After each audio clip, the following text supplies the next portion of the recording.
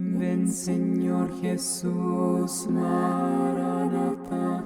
Ven Señor Jesús, Maranatha. Ven Señor Jesús, Maranatha. Si ven pronto, Maranatha. Ven Señor Jesús, Maranatha. Ven Señor Jesús, Maranatha. Ven Señor Jesús, Maranatha. Si ven pronto, Maranatha. Come Lord Jesus, Maranatha. come Lord Jesus, Maranatha. come Lord Jesus, Maranatha.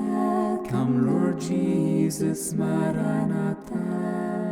Come Jesus, Maranatha. Come Jesus, Maranatha. Come Jesus, Maranatha. Come Jesus, Maranatha.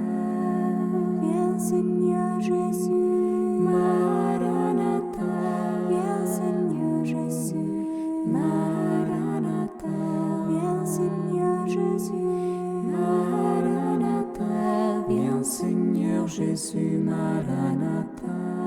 vieni Signor Gesù, Maranatha. vieni Signor Gesù, Maranatha. vieni Signor Gesù, Maranatha. vieni Signor Gesù, Maranatha. Leibaju Jesu, Maranatha. Leibaju Jesu, Maranatha. Leibaju Jesu, Maranatha. Leibaju Jesu, Maranatha. Baron Yeshua, Maranatha. Baron Yeshua, Maranatha. Baron Yeshua, Maranatha. Baron Yeshua, Maranatha.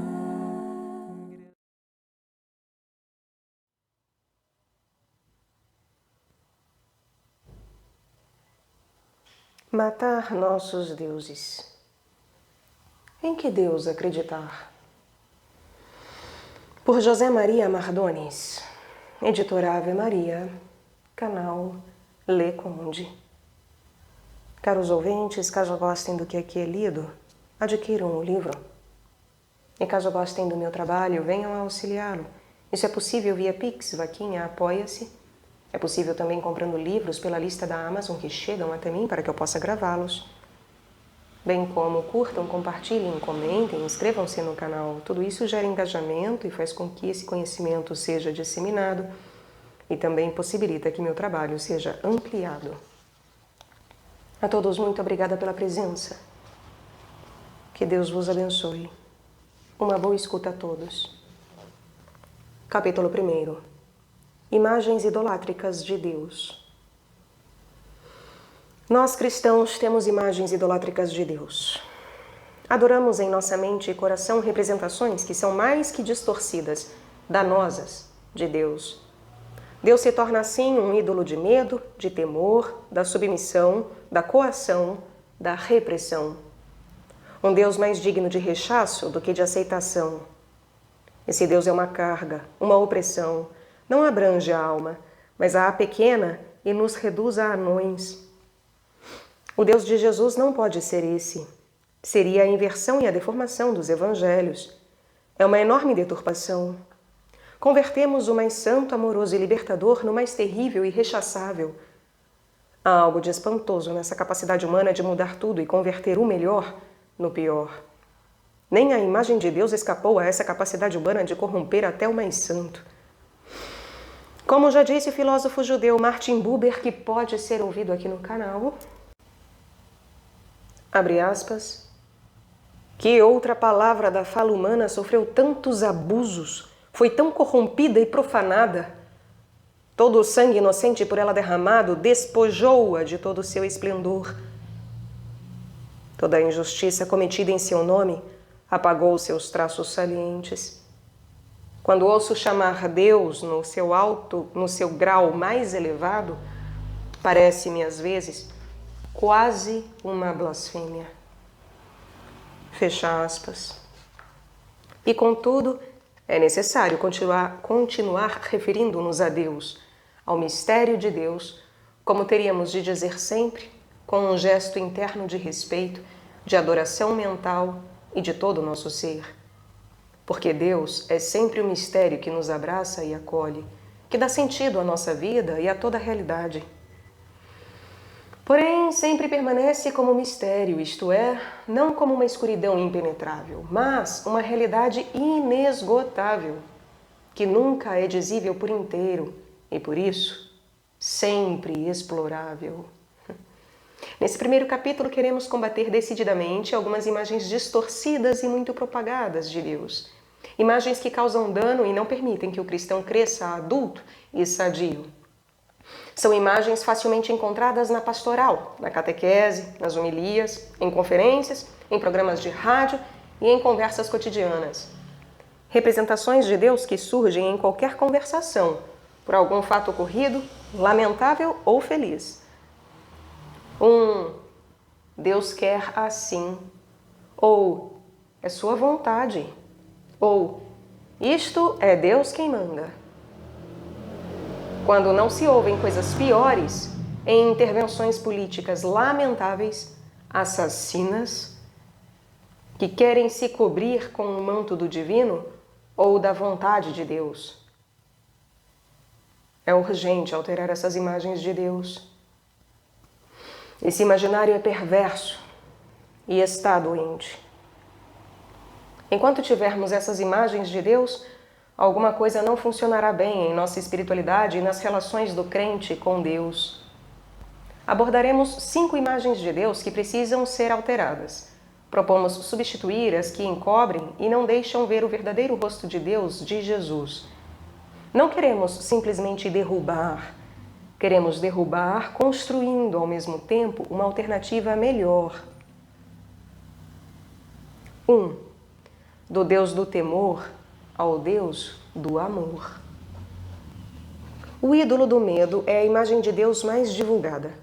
Nunca se apresenta só, se não unida a outras representações torcidas e distorcidas de Deus. Porém, em nossa intenção de purificar a imagem de Deus, temos primeiro de destruir essa imagem perversa e feia do rosto de Deus, especialmente do Deus de Jesus.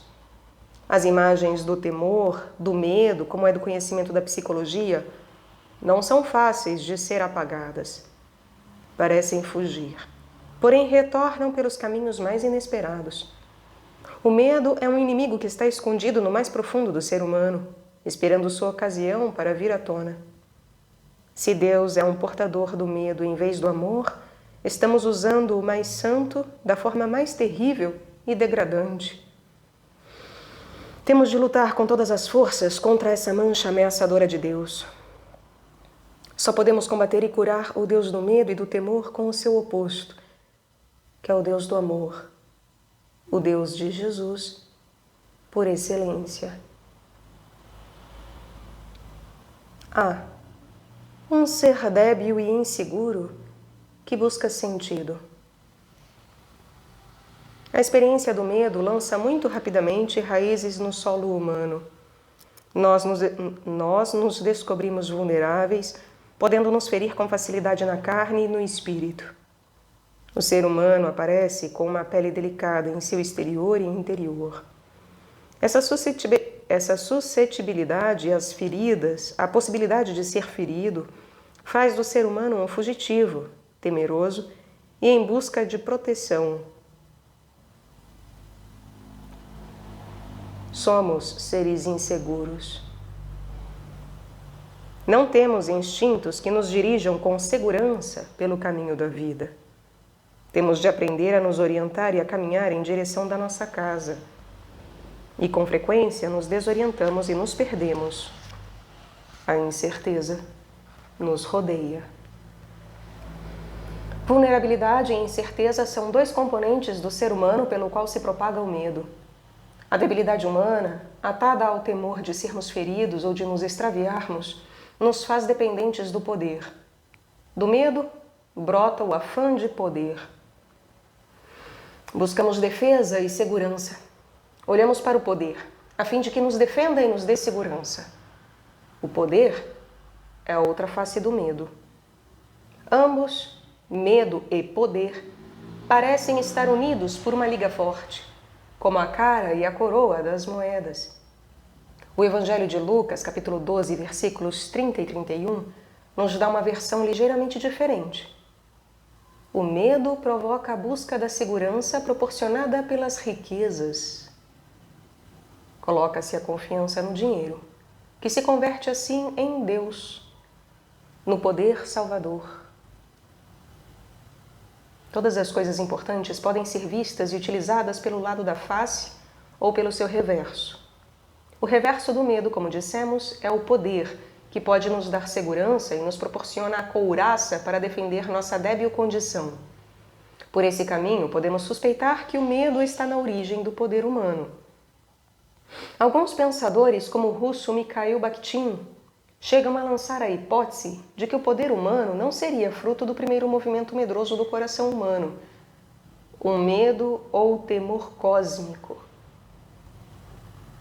No princípio, o temor cósmico?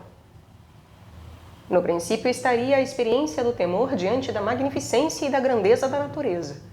O ser humano teria experimentado uma grande emoção, confusa e medrosa, diante da suntuosidade do firmamento, das montanhas, do mar ou dos rios, e diante de suas catástrofes incontroladas. Mikhail Bakhtin não adiciona nenhuma emoção religiosa, nenhum tipo de fascínio ou temor diante de um sagrado, percebido no fundo da grandeza da natureza ou de suas forças desatadas. Estaria aí o puro temor, o medo e a impotência em estado puro, diante do tamanho e da força invencível da natureza. O terror cósmico salienta a enorme debilidade humana diante da grandiosidade da natureza. Por um lado, parece um ser assustado, frágil e fragmentado. Por outro, a enormidade do universo. O filósofo alemão H. Blumenberg deu-se conta também desse sentimento de impotência e horror que nasce no coração humano diante da incomensurabilidade do cosmo, do desconhecido e portentoso, e o denomina de o absolutismo da realidade. John O. Spengler já havia falado da angústia cósmica diante da confrontação do homem com o caos de impressões originárias. As religiões, por meio dos mitos, transformam a angústia cósmica em confiança cósmica. A calma vem mediante a capacidade humana de dar nome ao hostil e estranho. A linguagem humana elabora narrativas, relatos, mitos que transformam os espantos de um universo desconhecido em histórias com sentido. Da ameaça da realidade nua e sem sentido, se passa a ver a realidade, a natureza, até mesmo em suas piores manifestações, como algo querido, ou expressão do ser supremo, de Deus. A religião produz, assim, uma grande transmutação, substitui a estranheza e a hostilidade da natureza, do cosmo, pelo outro Deus, ao qual coloca nome, rosto e o faz próximo, acessível. Pois bem, Bakhtin e outros antes dele sugerem que as religiões utilizam o terror cósmico para se justificar a si mesmas. Ou seja, as religiões apelam a um Deus soberano para acalmar o medo nascido da vulnerabilidade e da incerteza humana. As religiões manipulam o medo. Usam-no para conseguir poder sobre os pobres seres humanos medrosos e desvalidos. As religiões dizem possuir os mecanismos capazes de converter a si mesmas em intercessoras e implorar a benevolência divina, aplacar sua ira, conseguir bênçãos, etc. Dessa maneira, obtém a aceitação dos que creem. Podemos aceitar essa teoria ou concepção do medo como origem da ideia de Deus? Parece que a experiência de muitos cristãos que creem o confirma. Recordo a visita a um grupo de aproximadamente 10 senhoras de meia idade que queriam formar um grupo de fé. Ao conversar com elas sobre suas motivações e experiências religiosas, imediatamente reluziu o medo como um elemento de fundo. Esse fato me chamou a atenção. Sem exceção, todas haviam sofrido com o medo produzido pela imagem de Deus adquirida na educação religiosa. Algumas não se haviam atrevido, até bem recentemente, de confessar esse medo. Uma delas falou que até mesmo pensar sobre Deus de outra maneira lhe parecia ser uma coisa proibida. Outra declarava que, ao chegar aos 40 anos, havia driblado o Deus do medo, vigilante, normativo e castigador. Havia prescindido de Deus, ainda que restasse um rastro de moléstia e culpabilidade. A relação entre religião e medo não é tudo. Estamos vendo que, segundo essas interpretações, as religiões são filhas do medo, da busca humana de contrariar o temor cósmico, o terror do desconhecido e da incerteza. O coração humano busca proteção e certezas. Um dos caminhos encontrados é recorrer a um soberano do universo, alguém superior à natureza. Muito diferente é a visão de outros autores, historiadores e pensadores da religião, como Mircea Eliade, que relacionam a origem da experiência religiosa em uma visão que contrasta radicalmente com a anterior. O terror cósmico não seria a experiência radical. A experiência da estranheza, da imensidão do universo e das separações e rupturas humanas, tudo isso não seria o definitivo.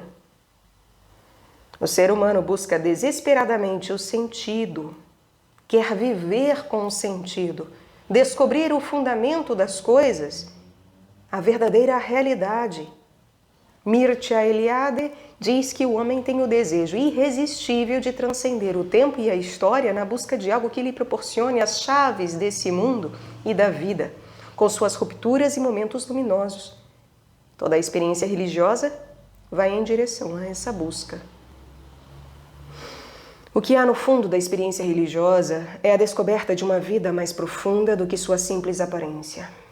Existe a outra parte que dá sentido a essa.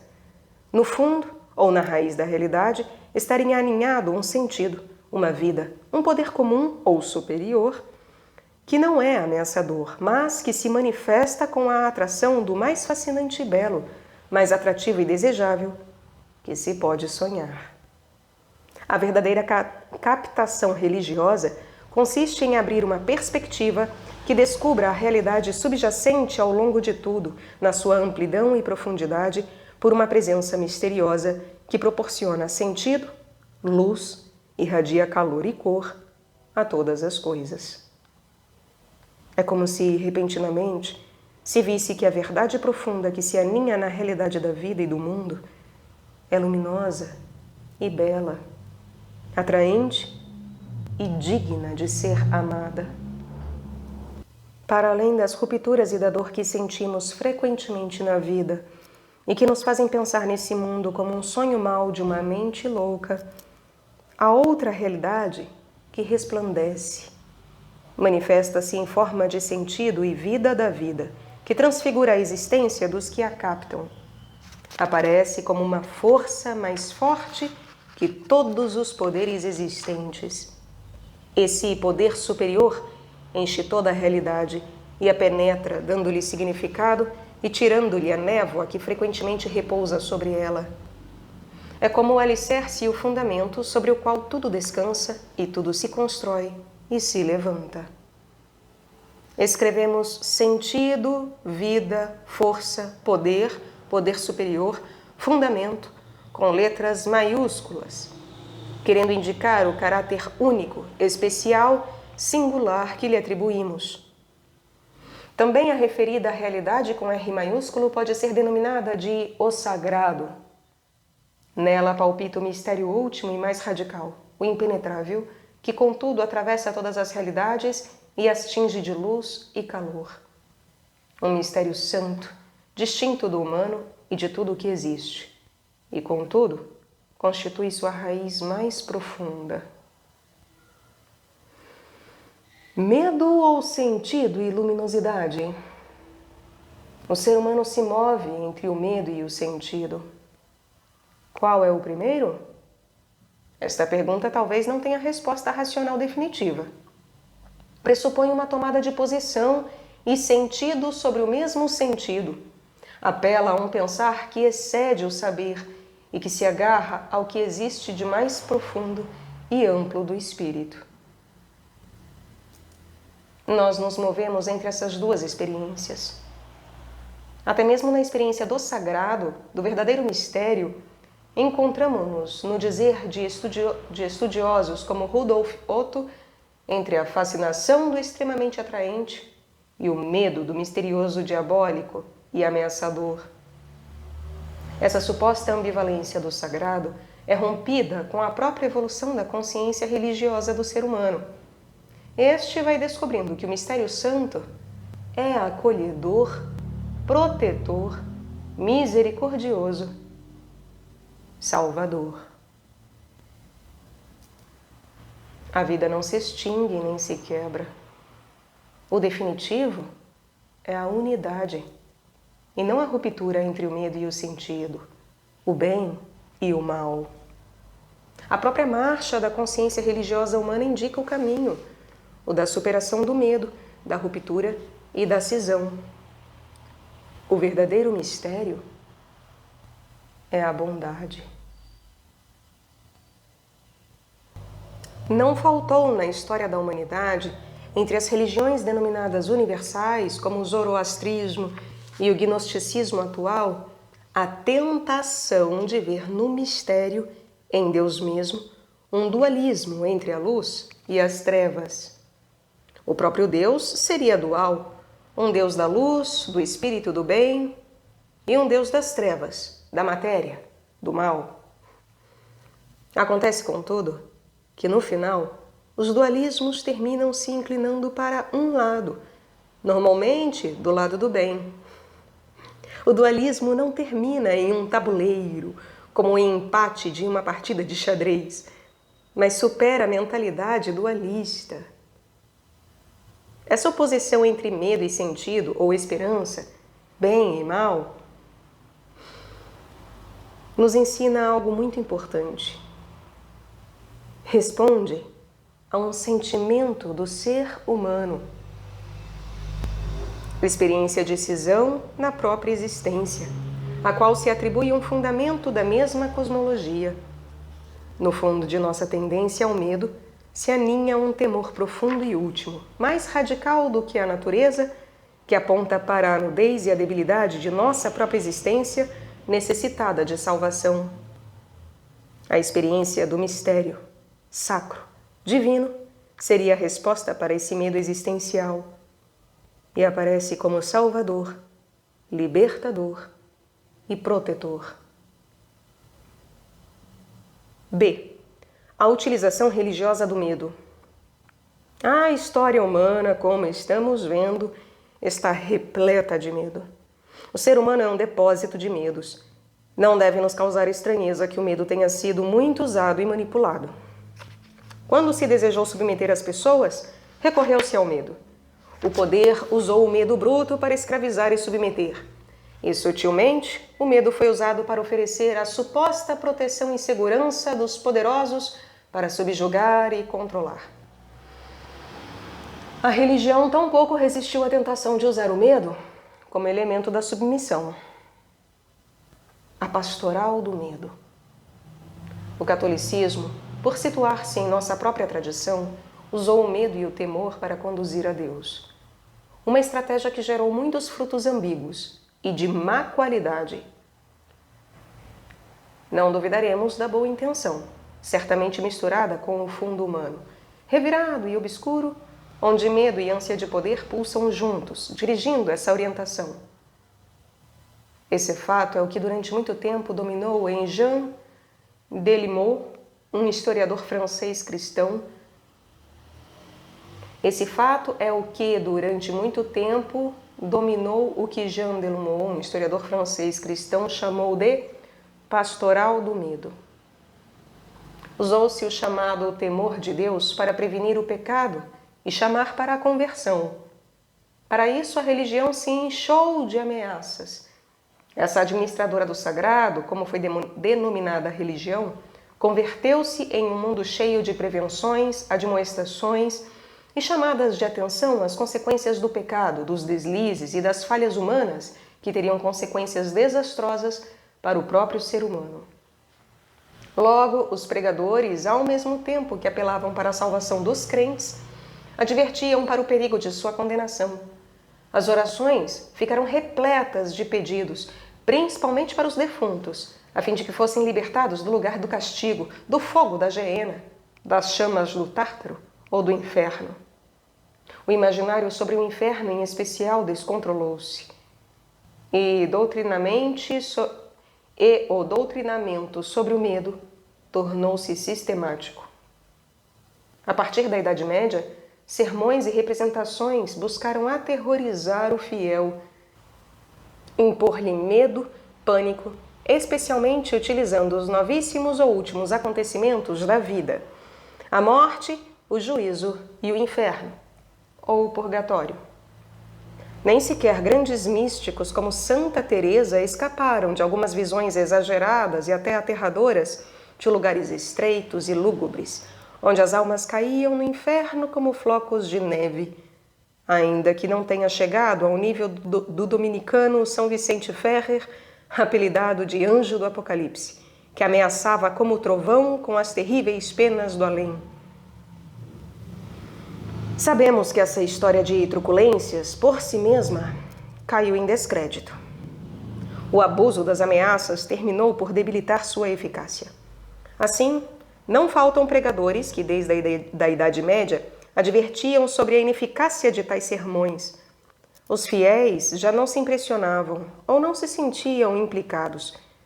Entretanto, devemos dizer que o costume não foi extinto, e ainda que eliminados os excessos, o doutrinamento do medo não deixou de marcar presença na igreja, na catequese e no aprendizado até nossos dias. Ainda hoje se escutam vozes que lamentam um excessivo esquecimento do tema do medo, do inferno, e de demasiada ênfase no amor, na bondade e no perdão de Deus. A pior imagem para Deus. E quem fica pior nessa operação pastoral é o próprio Deus. A imagem de Deus que se utiliza, mais ou menos conscientemente, é a de um juiz severo que filtra os pecados de forma tão fina que não deixa passar sequer um deslize. Parece ter um controle tão estrito que não há central de inteligência policial terrena que lhe seja semelhante. Os atributos de sua inteligência e memória supremas se assemelham a de um computador divino que registra tudo minuciosamente e que no dia do juízo lhe apresentará a fatura a pagar. Esse Deus é o superpolicial cósmico, o olho divino, o Big Brother cyber divino que registra tudo e exigirá estritas contas. Esse Deus polícia é muito usado na educação das crianças. Frequentemente, as mães recorrem a ele para conseguir que a criança não toque em tal coisa, não faça a outra ou simplesmente não pegue uma bolacha. O cardeal inglês Basil Hume conta com humor como sua mãe usava esse Deus polícia, barato e fácil, para impedir que seus filhos colocassem as mãos nas bolachas. Levou tempo para que ele, que pegava as bolachas, superasse essa imagem vigilante de Deus e a culpabilidade acrescentada. Somente quando teve uma experiência do grande amor de Deus, teve a certeza de que ele não lhe proibia de colocar a mão e pegar uma bolacha, mas que o convidava a pegar duas. Não temos terrível, não menos terrível, é a imagem destilada pelas sendas do Deus executor justiceiro, implacável, da sentença merecida. Misericordioso, sim, dir-se-á, mas justiça infinita. E, indubitavelmente, a importância pende desse lado. Nada parece escapar. Uma espécie de arrepio terrível nos gela o sangue e até o alento ao sentir que não temos escapatória. Talvez se perceba mais em nossos dias o aspecto da misericórdia e assim se consiga mitigar um pouco o exagero da descrição. Porém, o mal está feito. A imagem já está fixada na imaginação infantil ou juvenil e já teremos, durante todos os dias de nossa vida, um imaginário do divino que ameaça e tortura. E teremos a dura tarefa de extirpá-lo a duras custas. Alcançamos o cume, se é que existe, com o imaginário infernal e o inferno temporal, chamado purgatório. Aqui, por trás de lugares sufocantes e chamas, líquidos fecais e outras lindezas, se delineia um Deus sádico. É um monstro, o Deus capaz de condenar para a eternidade por pecados de seres finitos, como um mau pensamento que fere um ser divino. A intenção retórica era, sem dúvida, a de acentuar a seriedade do pecado. O resultado é infernal para o próprio Deus. Mostra uma face invertida, demoníaca, em seu ser tremendo. A existência desse Deus, se existisse, seria a pior coisa que poderia ter acontecido ao ser humano e à realidade. O mais suavemente desejável por uma mente sensata seria que esse Deus não existisse. A gravidade do imaginário. A breve consideração realizada até aqui, sem muitas considerações, já nos permite advertir a respeito da gravidade de um imaginário doentio sobre Deus, deformado até o horror e a consciência humana submetida ao medo, à culpabilidade e ao estremecimento diante do Ser Supremo. As condições para que se estabeleçam relações enfermas com tal imagem de Deus estão dadas. O religioso se transforma em uma fonte de empobrecimento da interioridade, em vez de colaborar para sua cura e libertação.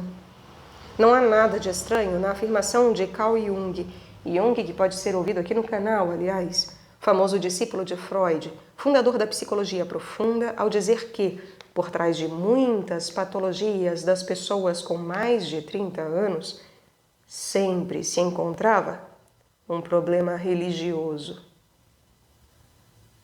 Temos de cuidar da imagem de Deus que possuímos. Uma imagem distorcida causa danos à alma.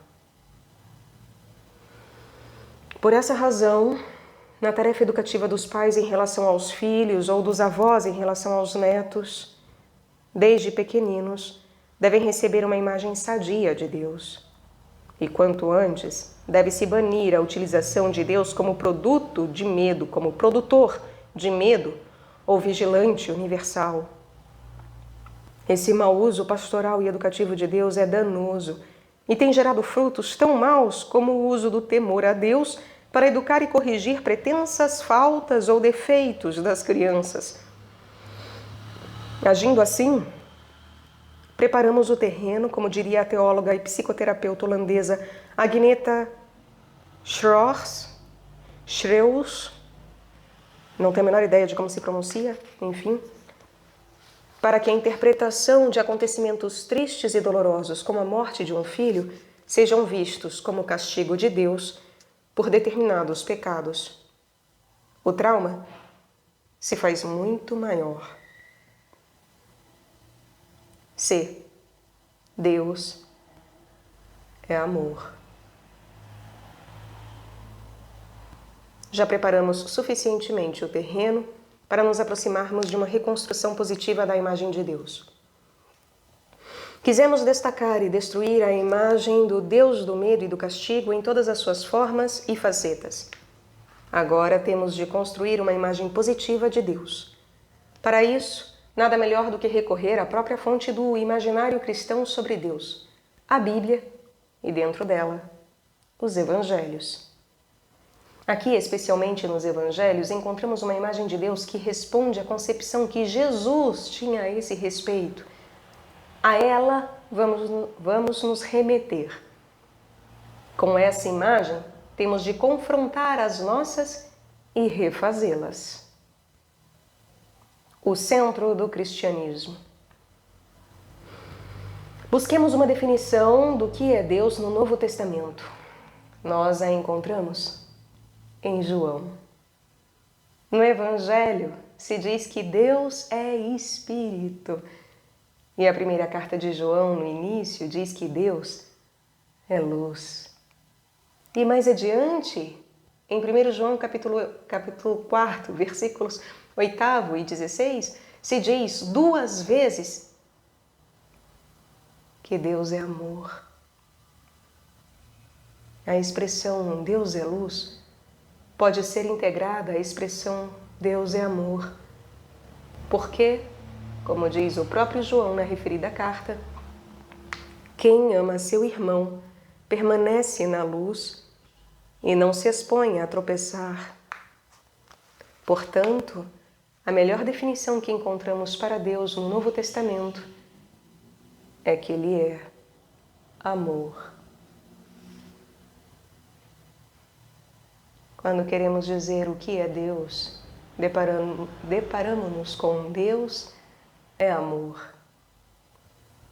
Não diz nada além do nuclear e central de Deus e, portanto, do cristianismo. Amor é o próprio nome de Deus. O que melhor expressa o que Deus é em si mesmo, no que consiste seu ser, sua atividade.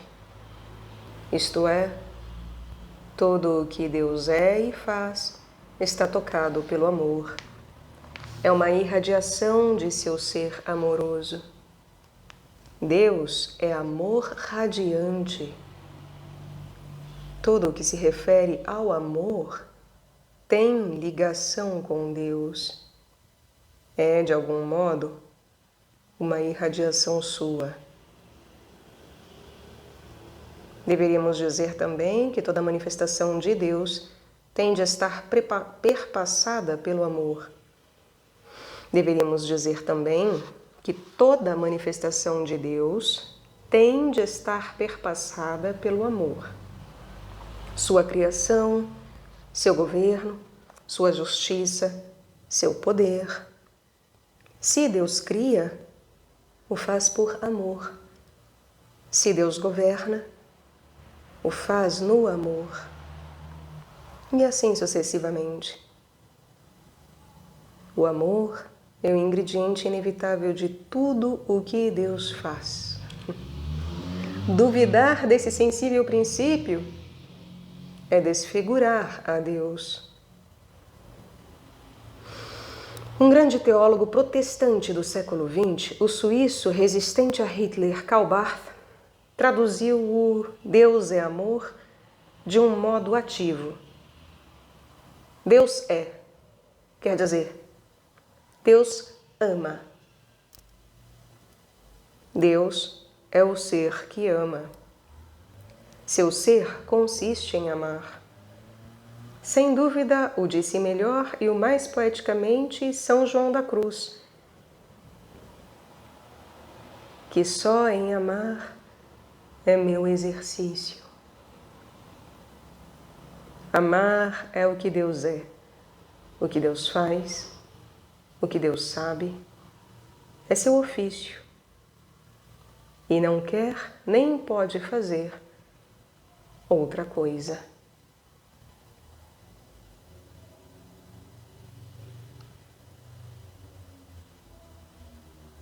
Compreende-se que, a partir daqui, se realizem esforços para extrair a riqueza inesgotável do que é Deus. Alguns, partindo da filosofia, como José Gomes Cafarena, continuamente repetiram que Deus é o amor originário. Em sua raiz, Deus é amor e é a fonte do amor. Na origem do amor está Deus. No princípio de tudo está o amor. Se Nietzsche dizia que na raiz de tudo o que existe está a ambiguidade trágica, Diónisos, para o cristão está a claridade, a luz do amor sem sombra, que chamamos Pai, Mãe. Não há dualismos, bem e mal. Somente domina o bem incomensurável do amor. Um amor que não tem reservas nem exclusões. É um amor universal que se estende sem limites nem fronteiras, sem exclusões e sem condições. É gratuito, é perdurável e inevitável.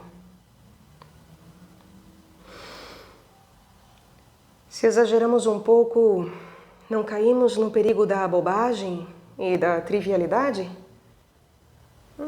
Aqui podemos lançar mão de alguém que venha em nossa ajuda.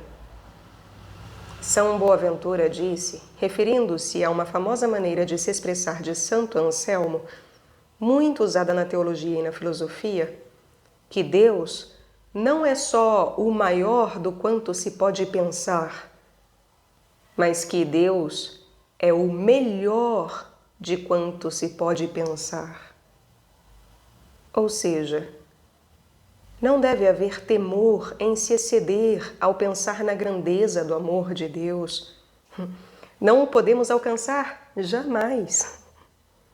Supera tudo o que o ser humano pode compreender e expressar. Essa é a nossa triste experiência. Custa-nos crer e a aceitar o amor incondicional de Deus. Afinal, a vida cristã se reduz a crer e a aceitar esse amor. Quando isso ocorre, a nossa vida muda, se transforma, ilumina e irradia amor igual à fonte originária. Algumas figuras de Deus Amor no Antigo Testamento. A Bíblia é um livro muito rico e complexo. Mostra a caminhada humana para Deus.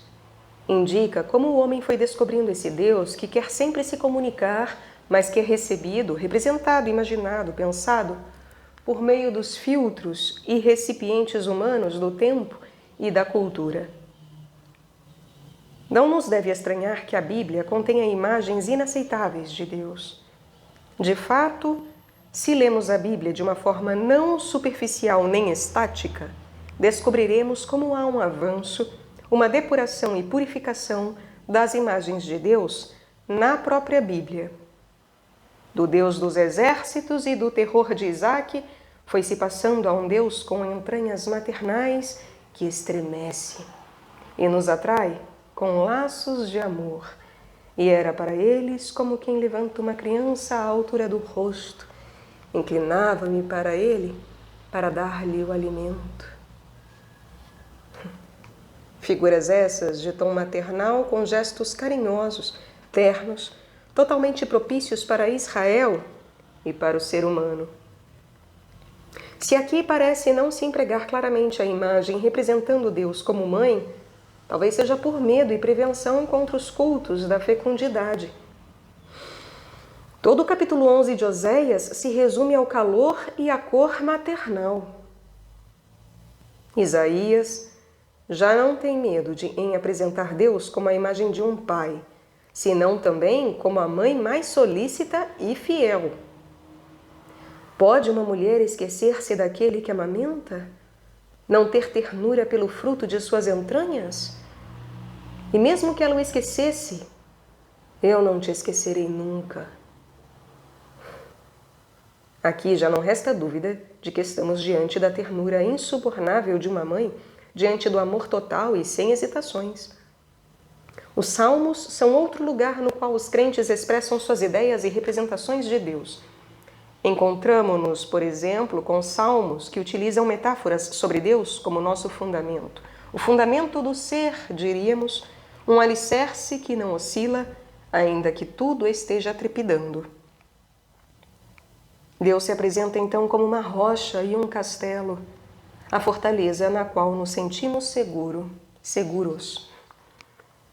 Em outros salmos, Deus é mais que alicerce de tudo que existe, a fonte e a nascente de onde emana e brota nosso ser, toda a vida e existência. Todas as minhas fontes se acham em Ti. Deus é para o crente do Salmo 22, o pastor que o guia, apacenta, defende, repara suas forças.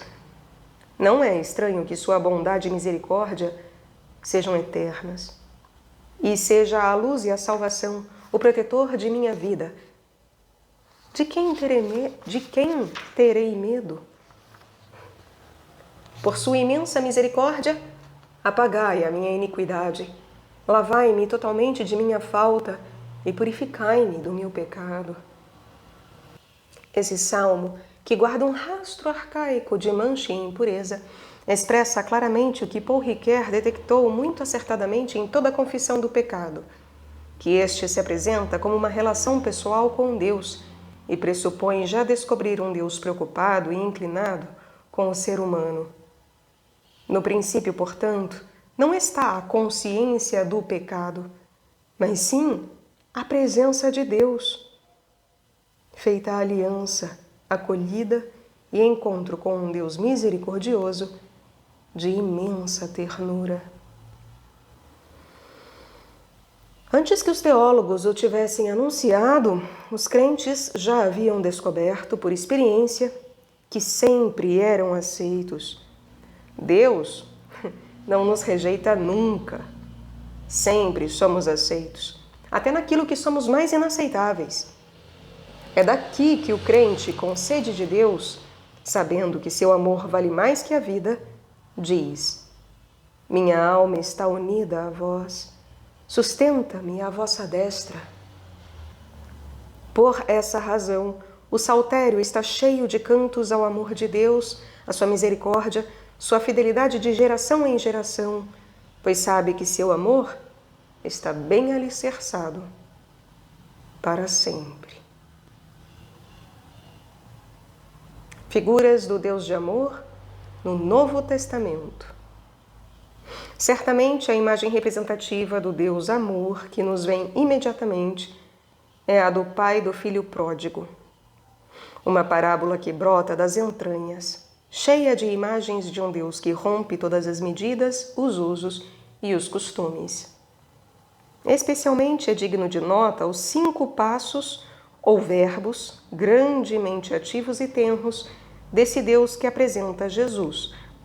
Um pai diante do filho humilhado que volta para casa, avistou-o de longe, comoveu-se profundamente, pôs-se a correr, abraçou-o, cobriu-o de beijos.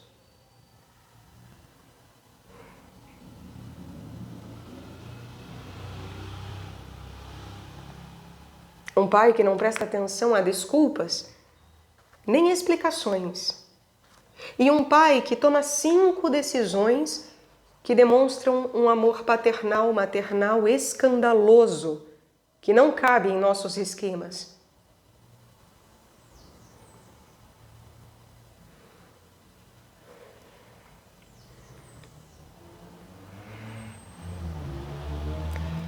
Vestiu-o com a melhor vestimenta, colocou-lhe um anel no dedo, deu-lhe sandálias, mandou matar um novilho gordo, organizou uma festa.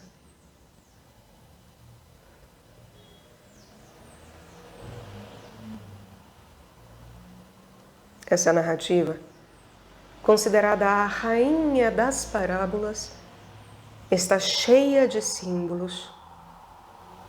Dar ao filho maltrapilho a vestimenta, o anel e as sandálias equivale a devolver sua dignidade de filho de família nobre. Quem matava o novilho gordo eram as famílias, na maior festa do ano.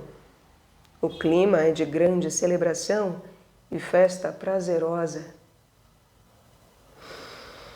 Reparemos um pouco mais de perto o comportamento do pai. Recebe dessa forma exagerada o filho que foi embora de casa e desperdiçou sua herança. Não lhe diz uma palavra de reprovação.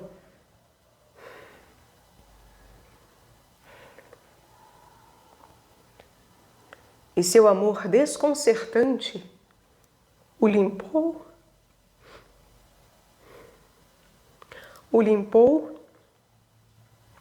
o curou, o vestiu, o reabilitou, o adornou e, finalmente, o acolheu. Um comportamento escandaloso para as nossas mentes bem pensantes. Jesus, contudo, não retrocede diante de nosso escândalo, nem diante do escândalo dos moralistas e piedosos de todos os tempos, como o filho mais velho. Ao contrário, nos repete: Deus é como esse Pai. É preciso dizer, com a expressão de São Boaventura, inclusive maior e melhor que essas comparações e descrições, que no fim das contas são humanas. Esta, pois, não é a única imagem amorosa de Deus, ainda que talvez seja a mais chamativa.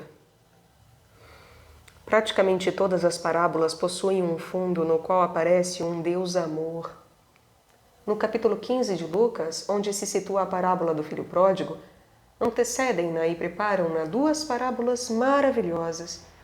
A da ovelha perdida, que apresenta um Deus pastor amoroso que nos busca, carrega nos ombros e nos devolve ao redil cheio de alegria, e a da moeda perdida, a qual mostra o cuidado e a persistência da busca do amor divino, junto com a alegria do reencontro. A gratuidade do amor brilha na parábola do fariseu e do publicano. Jesus, parábola do amor de Deus.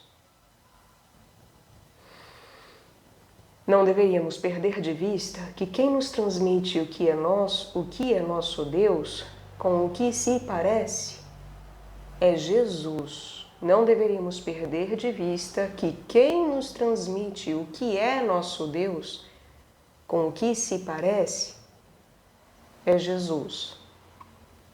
Jesus é quem experimentou esse amor sem limites nem fundo, que é Deus. Sentiu-se filho querido, muito amado, em quem Deus se comprazia. Sem dúvida, como repetem os estudiosos do Jesus histórico, Jesus foi um místico que viveu frequentemente profundas experiências de Deus. Um estudioso do Jesus histórico, Marcus J. Borg, diz que Jesus viveu uma vida radicalmente centrada em Deus. A partir daí, é possível compreender os demais traços de sua vida, como curador, mestre da sabedoria, profeta social e fundador de um movimento de reforma religiosa. Aprofundando teologicamente, deveríamos dizer que Jesus encarna o amor de Deus.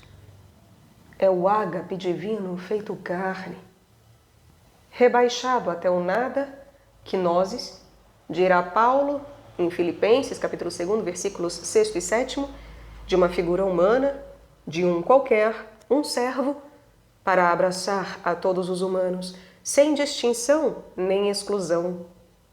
Paixão para baixo, nas palavras de Andrés Torres Queiruga, para que nada da condição humana escape. Paixão que se concretiza escandalosamente em atitudes e condutas conflitantes.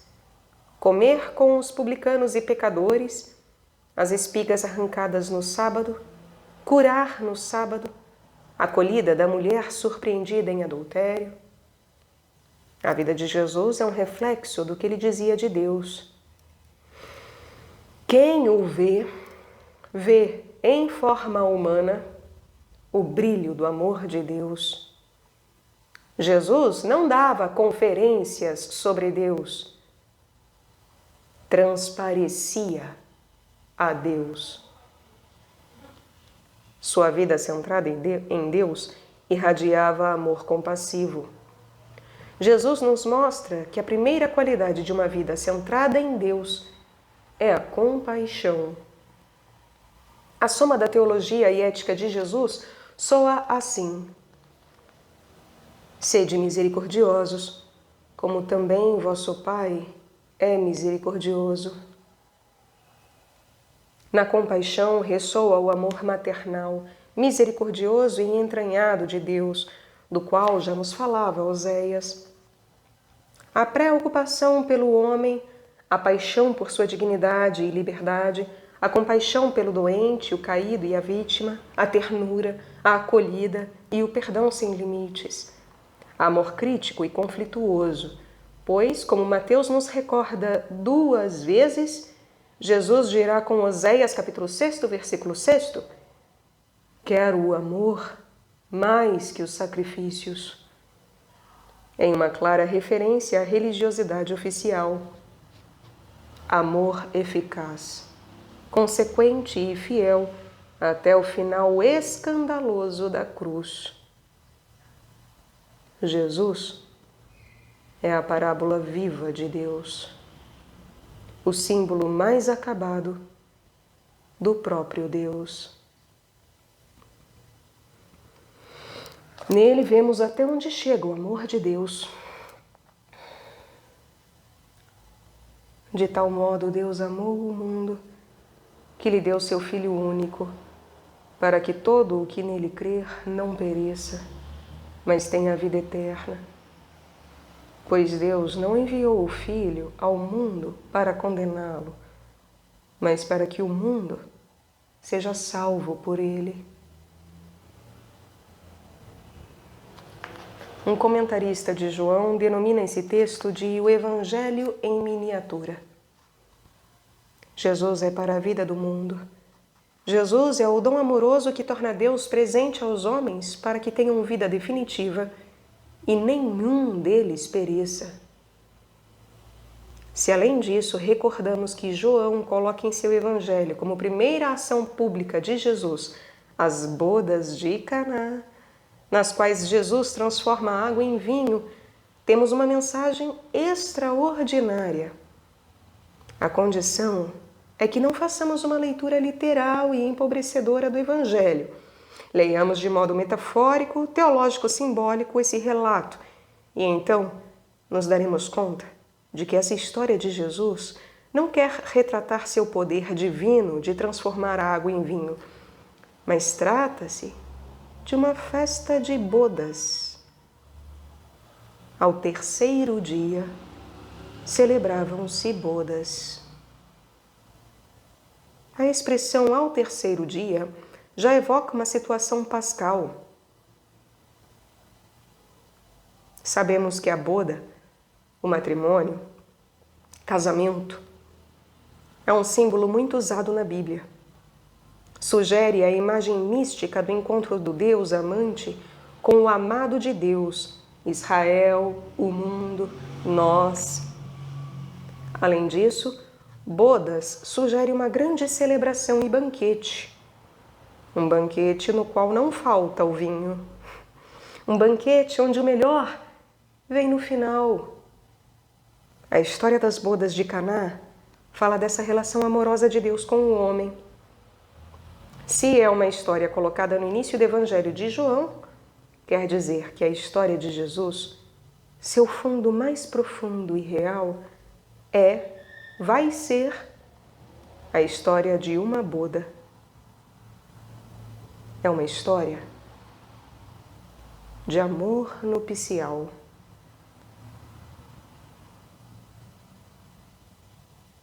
O canto ao amor de Deus de Paulo.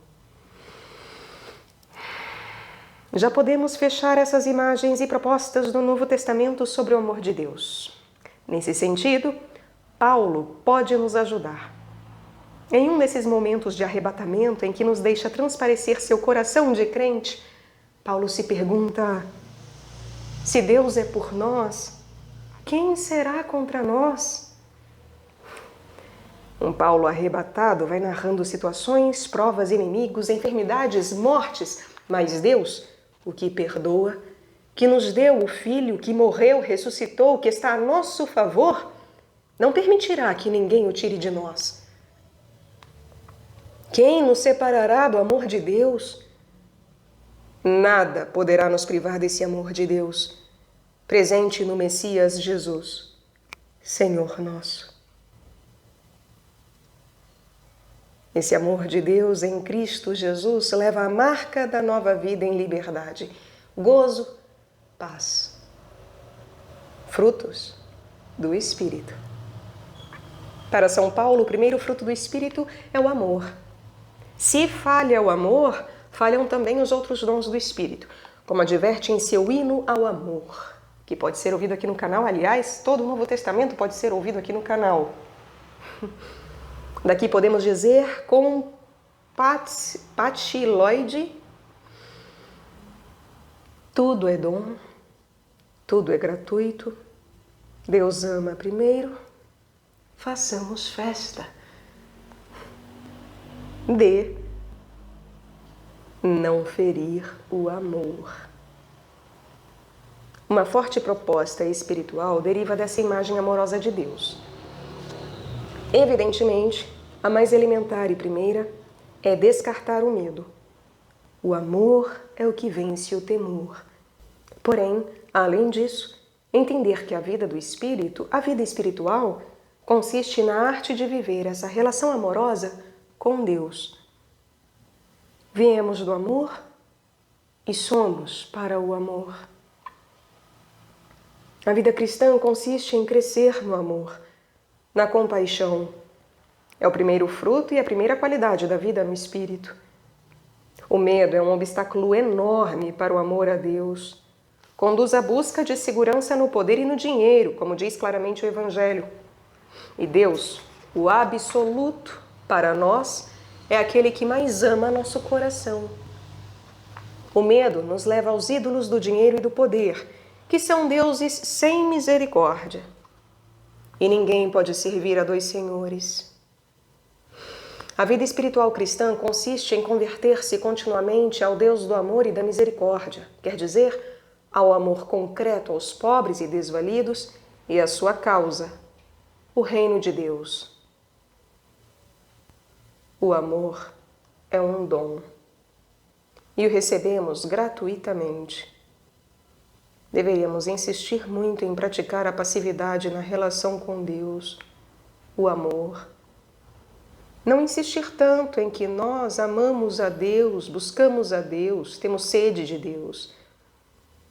Na verdade, Ele nos busca, nos persegue, nos espreita e nos ama incomparavelmente mais do que nós a Ele. No final, a aventura da fé consiste em aprender essa passividade enormemente ativa, que consiste em se deixar amar, se deixar querer pelo amor profundo de Deus. No final, a aventura da fé consiste em aprender essa passividade enormemente ativa, que consiste em se deixar amar, se deixar querer pelo amor profundo de Deus. Esse amor, se recebido com um coração limpo, nos levará à misericórdia. Agora compreendemos melhor que a tarefa de superar a imagem do medo diante de Deus é uma exigência da própria fé cristã e de fazer justiça ao próprio Deus. Toda imagem que tergiversa ou empana a imagem amorosa de Deus é uma horrível deformação idolátrica. Temos de destruir essas representações idólatras e venenosas de Deus. E algumas sugestões para mudar a imagem de Deus. A tarefa de ter uma imagem sadia e mais adequada de Deus é muito importante para a vida de fé e para a própria vida humana. O educador religioso e o agente de pastoral, assim como todo cristão, tem aqui um trabalho, às vezes longo e penoso, que exige tato e cuidado, mas que também é muito bonito e humanizador. A fim de ajudar nessa tarefa, tratarei de sintetizar em breves frases e ideias o principal da exposição para facilitar uma mudança do imaginário, ou melhor, para comunicar uma imagem que honre a nosso Deus. Deus é amor. Deus é amor e só pode amar. Sua finalidade consiste em amar. Se meu pai e minha mãe me abandonarem, o Senhor me acolherá. Quem nos separará do amor de Deus? Ninguém pode nos separar. Ama-me, ainda que eu fale, e acolhe-me, ainda que eu volte na 1ª hora. Eu sou uma história de amor, de um amor gratuito que não compro com méritos, porque não está à venda e nem tem preço. Tu és o meu filho amado, em quem pus minha complacência. O amor de Deus é gratuito, incondicional, desconcertante, incansável. O amor de Deus é melhor do que tudo que se pode pensar. Jesus é a parábola do amor de Deus. Deus tem o rosto de Jesus. Nele vemos até onde chega o amor de Deus. Deus amou tanto este mundo que lhe deu seu Filho único. A prova de que amamos a Deus é que amamos o irmão. Sede misericordiosos como Deus é misericordioso. Quem é misericordioso conhece a Deus. Deus é o amor em ação. Deus é solidariedade. O importante não é que eu amo a Deus, mas que Deus me ama. Quando vamos rezar, deixemo-nos amar por Deus.